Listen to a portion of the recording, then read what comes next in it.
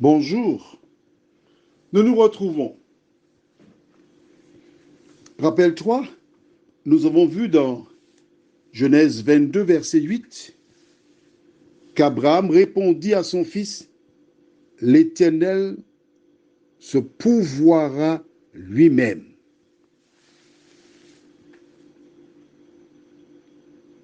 Parce qu'Isaac ne comprenait pas qu'on ait le bois, le feu, mais pas l'animal. Nous allons mieux comprendre la réponse d'Abraham en lisant dans un instant dans Genèse 17, versets 15 à 19. Mais juste avant, prions. Notre Seigneur et notre Dieu, quel bonheur de prendre le temps pour te connaître. Abraham n'a eu aucune difficulté. Pourquoi?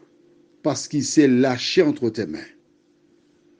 Tandis que nous lisons les Écritures, nous te remercions de nous éclairer, de nous diriger dans toute la vérité, afin que nous puissions, nous aussi, développer une foi inébranlable comme Abraham et te rendre la gloire qui t'est due. Merci, Saint-Esprit, de nous éclairer, nous diriger.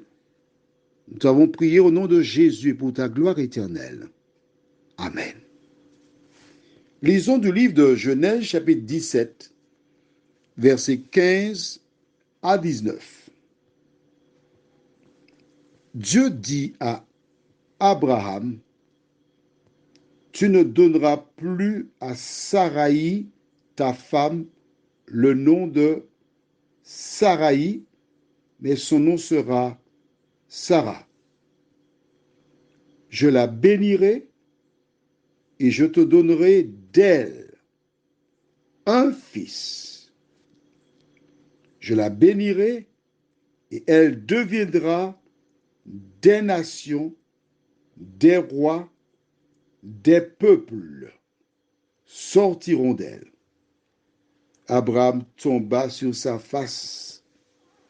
Il rit et dit en son cœur, naîtrait-il un fils à un homme de 100 ans? Et Sarah, âgée de 90 ans, enfanterait-elle? Et Abraham dit à Dieu, oh, qu'Ismaël vive devant ta face. Hein? Dieu dit, certainement,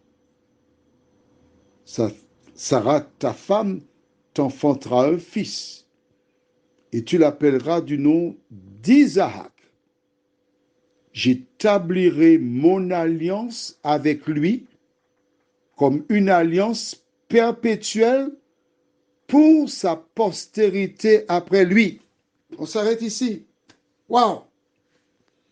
Est-ce que le message peut être plus clair que celui-ci? Non. Tu vois, nous sommes dans Genèse chapitre 17. Un bon moment. Dans Genèse chapitre 17, Isaac n'est pas encore né. Mais si, regarde. Tu n'as pas vu ça là? Oui, oui. Verset 16. Je la bénirai et je te donnerai d'elle un fils. Je te donnerai. Donnerai, c'est quoi? C'est le futur. Je vais te donner. Et je te donnerai, c'est la même chose. Un fils. J'établis mon alliance avec Isaac. Il te donnera des descendants. Donc, en me basant sur ce que Dieu m'a déjà dit, Isaac ne mourra pas. Il m'a dit d'offrir Isaac. Même si Isaac meurt, Dieu a le pouvoir de le ressusciter pour qu'il revienne avec moi. Je ne sais pas comment il fera. Je ne cherche pas à comprendre. La seule chose que je dois faire, c'est obéir. Que penses-tu?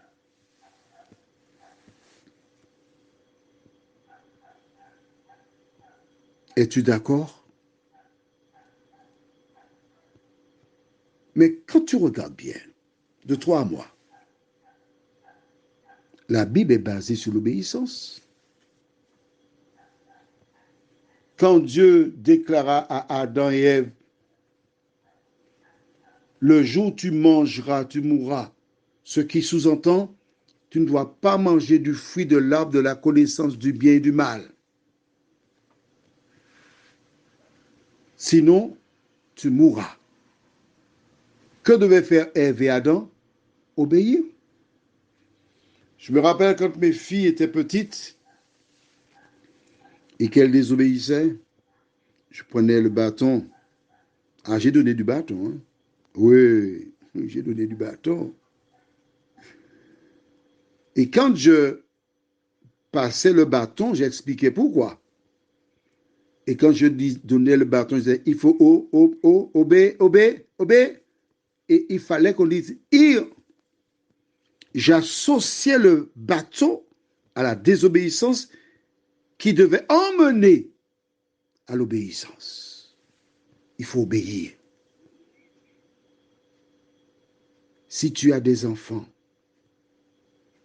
apprends-leur à obéir.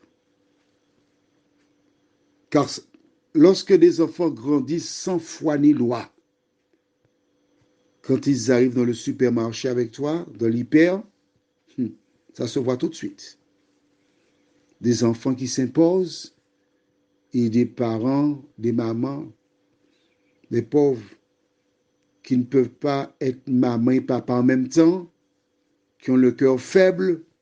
Pas toutes, hein, parce que je vois certaines qui ne manquent pas de venir avec leur ceinture, leur palette et montent avec leurs mains et un visage désapprobateur lorsqu'elles ne sont pas d'accord. Hein. Mais il faut le faire. Apprendre à obéir. Lorsque tu apprends à tes enfants à obéir dès le foyer, quand il grandit, il a de bonnes chances de continuer à obéir dans le supermarché, d'obéir à Dieu, d'obéir à l'institutrice ou l'instituteur. Tu prépares des citoyens non pas seulement pour cette terre, mais pour la nouvelle terre. Tu as un code de la route qui te dicte des panneaux. Que fais-tu? Tu obéis. Tu travailles quelque part. Il y a le règlement intérieur. Que fais-tu? Tu obéis. Tu obéis aux règles bancaires, etc. Pourquoi, lorsqu'il s'agit de Dieu, tu veux faire à ta tête autrement? Abraham, il a obéi, sans chercher à comprendre. Prions. Notre Seigneur et notre Dieu,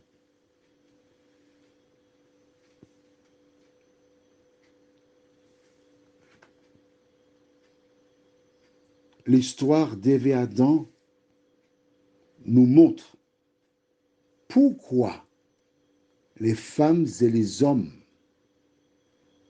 désobéissent. Parce que l'ennemi vient tenter les enfants de Dieu, les inciter à faire le mal, à s'opposer à toi, Seigneur. Nous n'avions pas compris cela, mais tu nous éclaires, tu nous montres. Alors, Seigneur, merci de continuer de nous parler.